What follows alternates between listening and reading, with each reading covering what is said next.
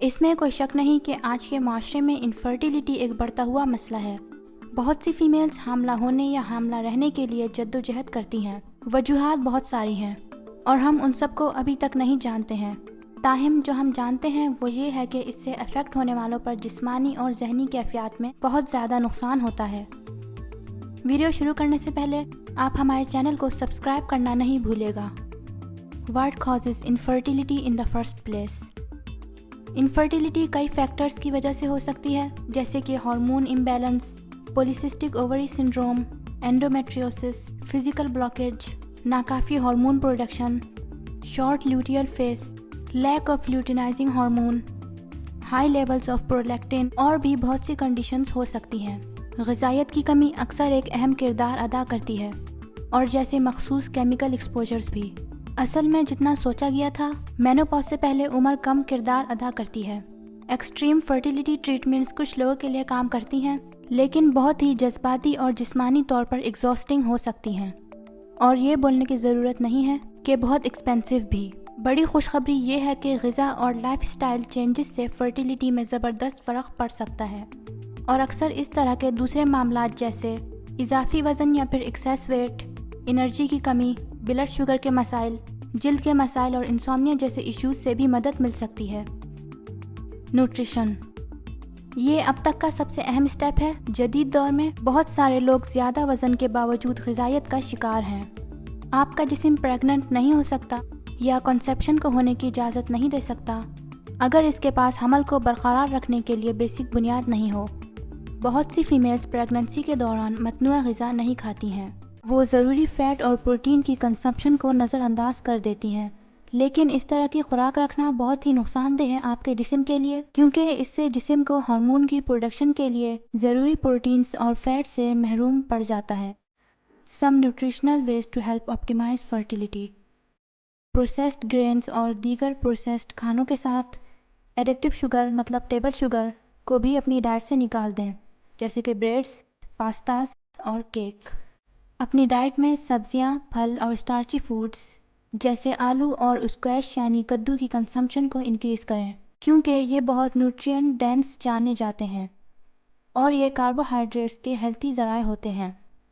اور کوکونٹ کا تیل، زیتون اور زیتون کا تیل، مکھن، گوشت، انڈے اور نٹس جیسے ذرائع سے غذا میں صحت مند فیٹس میں اضافہ کریں۔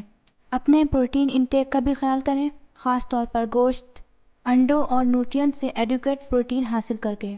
پریگننسی کے دوران یہ ضروری ہے کیونکہ مناسب پروٹین حمل کی کچھ کمپلیکیشنز کے خطرے کو کم کرنے میں مدد کر سکتا ہے۔ بہت ساری سبزیاں کھائیں، خاص طور پر سبز پتوں والی اقسام جیسے لیٹیوس، پالک، بروکلی، گوبھی، کیلے، پتہ گوبھی اور سملر ویجیٹیبلز۔ کافی پانی پینا بھی بہت ضروری ہے۔ فرٹیلیٹی سمیت جسم کے اندر بہت سے فنکشنز کے لیے ہائیڈریشن اہم ہے۔ پریگننٹ ہونے کی کوشش کرنے سے پہلے اپنے انسولن لیولز کو قابو میں رکھنے کی تجویز کی جاتی ہے، یہاں تک کہ اگر آپ کے پاس ٹائپ 2 ڈائبٹیز نہیں ہے۔ ایک ہائی کاربوہائیڈریٹ ڈائٹ اکثر انسولن کے ریزسٹنس کو بڑھا سکتی ہے۔ پچھلے مینشن ہوئے طریقوں سے ڈائٹری فیکٹرز کو بہتر بنانے سے آپ کے جسم کو انسولن سے زیادہ حساس بنانے میں مدد ملے گی، جو دوسرے ہارمونز کی پروڈکشن اور جسم کے پراپر فنکشنز میں مدد کرے گا۔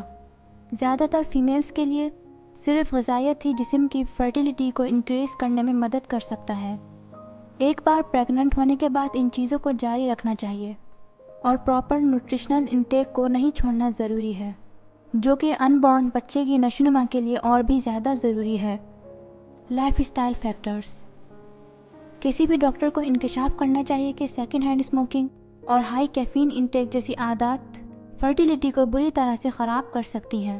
لائف سٹائل میں اور بھی بہت سے دوسرے فیکٹرز ہیں جو اس میں بھی اہم کردار ادا کرتے ہیں، جیسے کہ lack of sleep, exposure to harmful chemicals, lack of exercise اور too much exercise, high stress levels, certain medications اور سپلیمنٹس۔ زیادہ تر طرز زندگی کے عوامل تھوڑی سی محنت سے ٹھیک کرنا بھی آسان ہے۔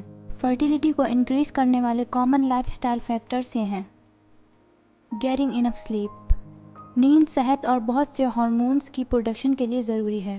ریسرچ سے پتہ چلتا ہے کہ کم میلاٹونن ہارمون، جس ہارمون سے آپ کو نیند آتی ہے، اور سیروٹونن لیولز میں شارٹ لیوٹیل فیس ہوتی ہے، اوولوشن اور میسٹریشن کے درمیان کے وقت، اور اس کے نتیجے میں پریگننٹ ہونے کا امکان کم ہوتا ہے۔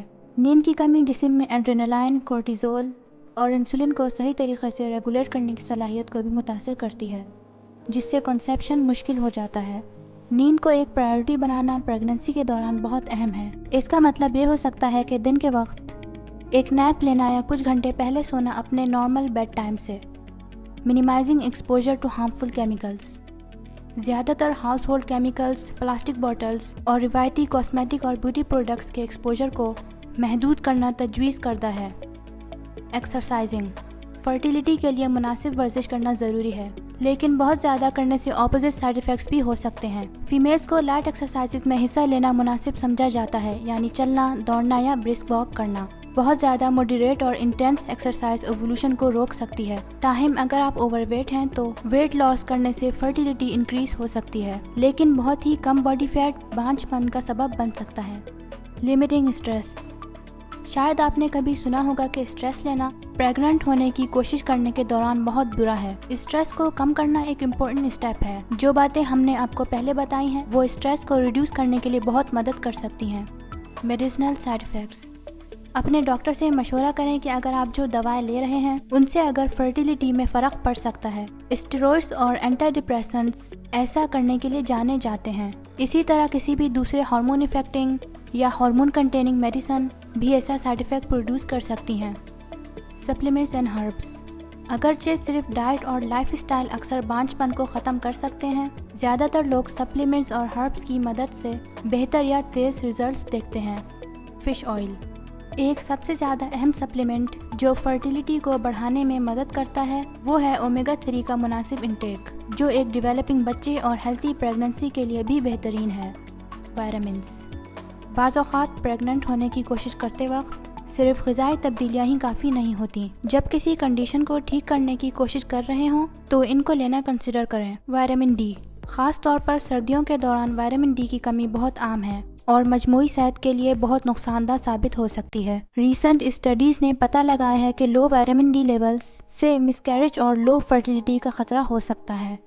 اپنے وائٹامن ڈی لیولز کو چیک کرنا ضروری ہے تاکہ معلوم ہو سکے کہ اگر آپ اس وائٹامن میں ڈیفیشینٹ ہیں یا نہیں۔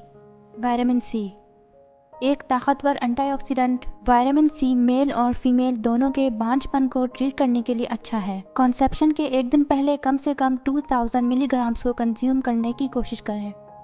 فولیٹ ارلی پریگننسی میں کمپلیکیشنز سے بچنے کے لیے ضروری وائٹامن کے طور پر جانا جاتا ہے۔ یہ آپ کی سیل ڈویژنز میں مدد کرتا ہے۔ کچھ ڈاکٹرز ایک دن میں 5000 مائکرو گرامز لینے کو ریکمینڈ کرتے ہیں، اور جو فیمیلز پریگننٹ ہونے کی کوشش کر رہی ہیں ان کو کم سے کم ایک دن میں 2000 مائکرو گرامز لینا چاہیے۔ یہ نوٹ کرنا ضروری ہے کہ بہت سے لوگوں کو سنتھیٹک فارم فولک ایسڈ کے استعمال سے تکلیف ہوتی ہے اور ان کو فولیٹ یا میتھی فولیٹ سے زیادہ فائدہ ہوتا ہے۔ زنک سیل ڈویژن کے لیے بہت ضروری ہے، جس میں اسپرم کی پروڈکشن اور اوولوشن بھی شامل ہے۔ بی وائٹامن کے ساتھ مل کر لیا جائے تو اور بہتر ہوتا ہے۔ سیلینیم جسم کو فری ریڈیکل سے بچانے میں مدد کرتا ہے اور اسپرم اور ایگ کی حفاظت کرتا ہے۔ سیل ڈویژن میں مدد کے لیے جانا جاتا ہے اور مس کیریج کو ہونے سے روکتا ہے۔